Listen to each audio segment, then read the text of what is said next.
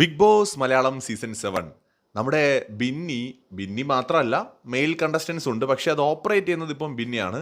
നമ്മുടെ ഷാനവാസിനെ ചാടിക്കാനുള്ള ഒരു പദ്ധതിയാണ് ഇപ്പോൾ ആസൂത്രണം ചെയ്യുന്നത്.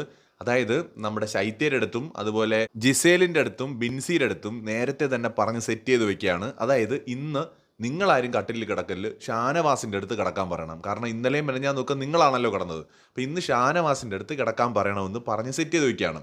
കാരണം ഷാനവാസ് കിടന്നു കഴിഞ്ഞാൽ ഉറങ്ങിക്കഴിഞ്ഞാൽ പെട്ടെന്ന് അറിയൂല. അപ്പോൾ പുള്ളിയെ കട്ടിലോടെ എടുത്ത് കൊണ്ടുവന്ന് വെച്ച് ഔട്ടാക്കാനുള്ള ഒരു പദ്ധതിയാണ് ഇവരിന്ന് ആസൂത്രണം ചെയ്യുന്നത്.